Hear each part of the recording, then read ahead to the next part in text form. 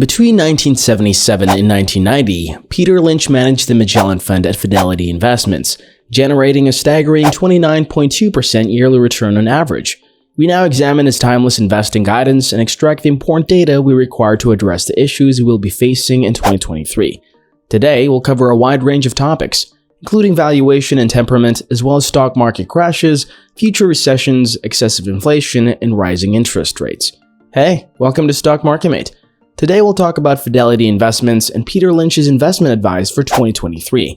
Before we get into it, subscribe to the channel and hit that notification bell to help us beat the YouTube algorithm. If you're done with that, then let's get right into it. In addition to being a master of investing, Peter Lynch is the author of One Up on Wall Street, which is mandatory reading for all value investors and one of the all-time best-selling books on stock marketing.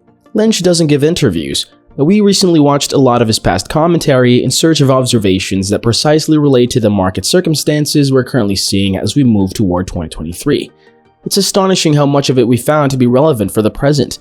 As a result, high inflation and rising interest rates, which are driving down the value of assets like stocks and real estate, are our main concerns going into 2023, and it appears that they will continue to be so for the entire year.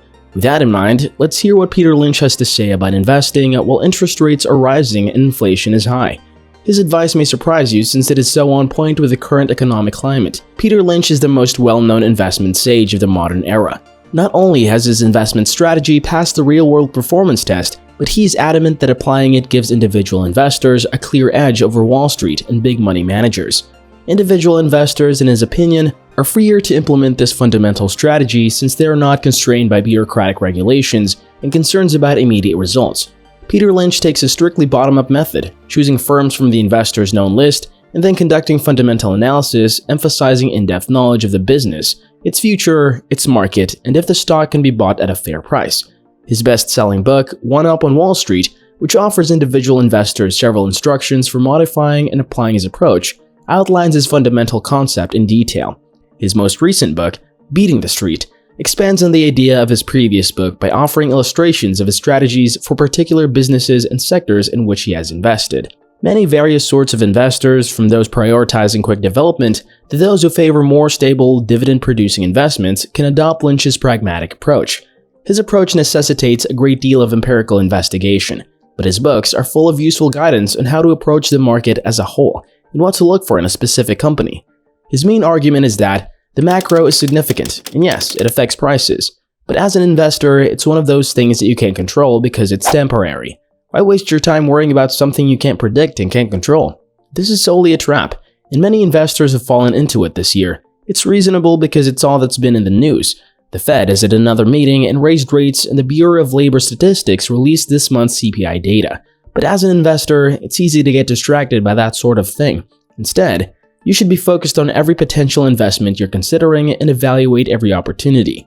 It's a well-known quotation from Peter Lynch, but it emphasizes the point that although macroeconomics help the world function, long-term value investors should not be focused on it. For instance, the last time interest rates were higher than they are now was in 2007. However, consider what would happen if you decide not to purchase a company like Amazon, Apple, or Google because you were concerned about interest rates.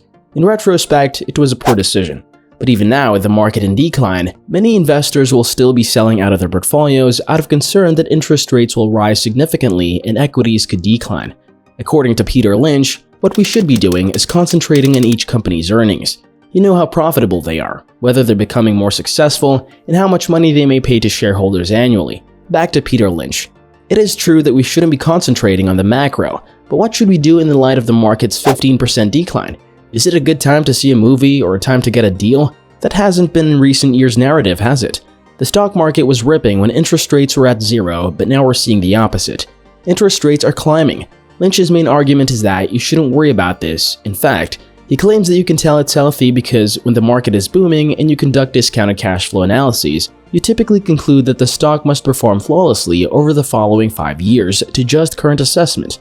Long-term value investors, on the other hand, benefit when the market declines, so it is important to keep this in mind when the market is down and to maintain our long-term perspective. Nobody has any idea what will transpire over the next 2 years. We could convince more people of that. There is no way to predict which direction the stock market will go in the next 2 years. Nevertheless, through 10, 20, or 30 years, the likely course of events will be considerably clearer. Businesses become more productive, earn more money, have higher valuations, and their stock prices improve.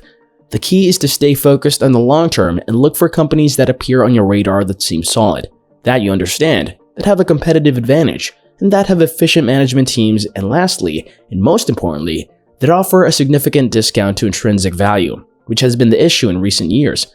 Unfortunately, there are a lot of great companies out there, but they're all priced so high that they would need to operate flawlessly for the next 10 years for their valuation to be justified.